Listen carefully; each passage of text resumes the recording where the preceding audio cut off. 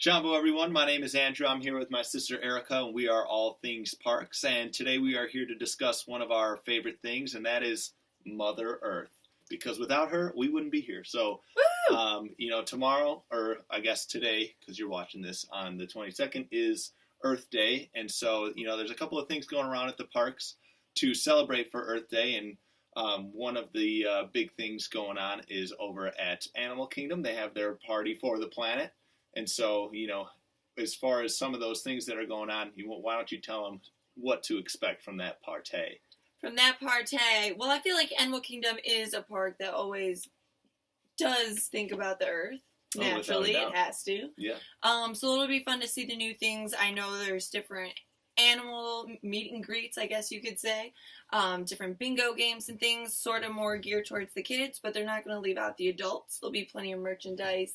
Yeah. And interactive things with other animals as well. Yeah, and so, for me working at Animal Kingdom, it's definitely near and dear as far as all the conservation that goes into it is, from keeping all the animals secure and safe and doing all the animal husbandry and all that good stuff. Mm-hmm. And so one of the nice things is that they do have their conservation station there. Mm-hmm. So did you want to add something there? I did, actually. They had the nutrition center, but that's at that's at the conservation station. So they have their nutrition station, like you said. They have their kind of like their veterinary type atmosphere there. Mm-hmm. They have a petting zoo and their affection section, as they call it. Yes. And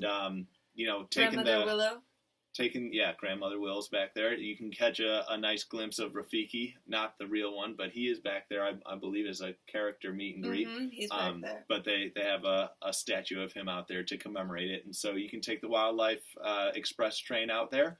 And, it's definitely a good experience if you are looking to learn a little bit more about the conservation that goes on within the park. And so definitely a lot going on this weekend, like you said, with the merchandise and the party, and going to be a lot of animal experts around the park. So, if you see any of the animal interactions that are going on throughout any of the queue lines, you can ask those experts for a little bit more information on those animals. And so, one of the other parks that really kind of works into the conservation and sustainability is Epcot. And so, what do they have going on over at Epcot? So right now, Epcot does have their flower and garden show, so all things are definitely green there. They are. I mean, it is a green world after all. It is a green world. So besides that, though, they do have the Land Pavilion, which is there all the time, so it's not just a special event. Yep. And within the land is Living with the Land. We love to live with the land. Yeah, so it's a thrilling ride through. I mean, anytime that you're going to be going 1 mile an hour on a boat, you better hold on for dear life, because those hold waves... Hold on to your hats and glasses. Keep all arms and hands inside. Exactly. So, what types of sustainability are they doing at the land?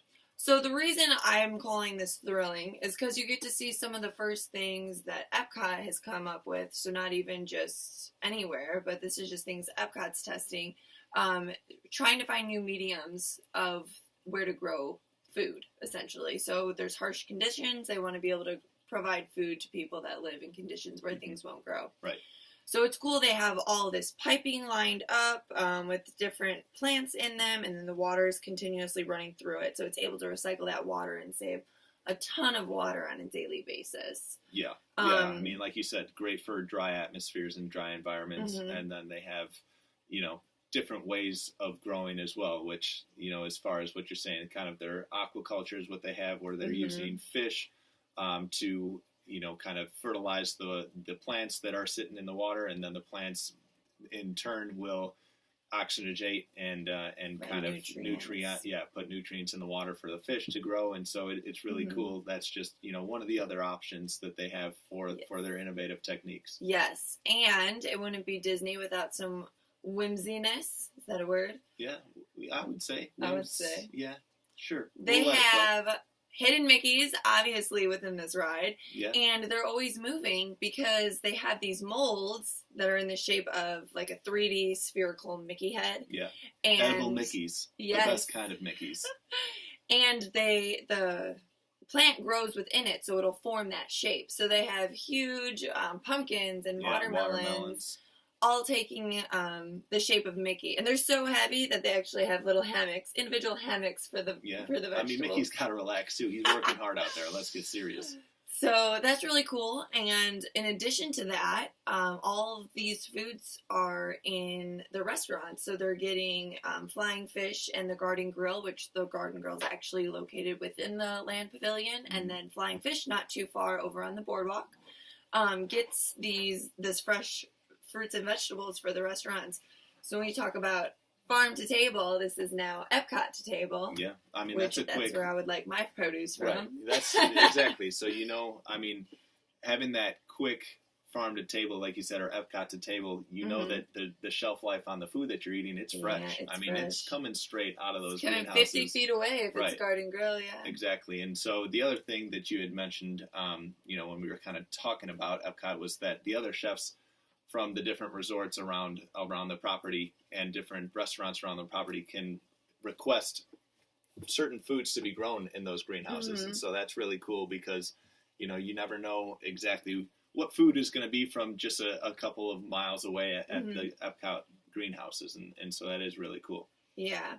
And additionally, although like going through the ride, this is all narrated and you're learning about all these techniques and how Epcot's inventing some of these techniques and things, but you can also sign up for a behind the scenes tour. Yeah, a little pun there for everybody. Just to wake you up a little bit. A behind the scenes tour, it's about 45 minutes, and that's where you can learn so many different things. Like FDA has a lab there. Like there's just so much going on there that people probably aren't aware of. That's just going to the land to ride Soarin'. You're not going to know about a whole lot of that just going on the ride, which the ride is very informative. And I mean, it's really cool, especially with what they're doing with natural pesticides, because I know me and you are big supporters of natural pesticides because we don't like those GMOs and we don't like those pesticides on our broccolis, because that is the worst. Broccoli in particular. Yeah.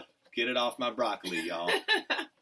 So yeah, as far as this weekend, there's going to be a lot going on around the parks, specifically Animal Kingdom and Epcot, like we said, for Mother Earth and for Earth Day.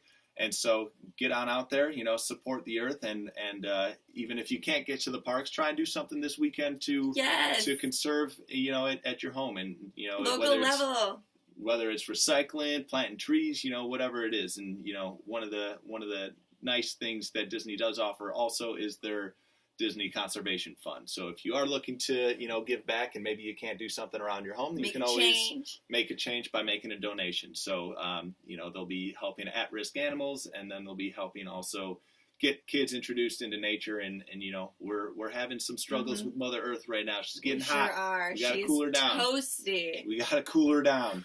Start blowing on her. One other thing I do want to add to this is you need to let children know about poaches. I mean, let's not get carried away here. So, like Erica was saying, flower and gardens going on. So you can actually pick up one of these sweet little garden statues over there, and they have quite a lot of merchandise there. And like you said, a lot of merchandise over at Animal Kingdom as well. And so, that's all we have for you here. If conservation isn't something that you're fond about, then you just wasted a few minutes of your life watching this video, and I'm sorry for that. But we definitely love conservation here. We are passionate about it. We love sustainability.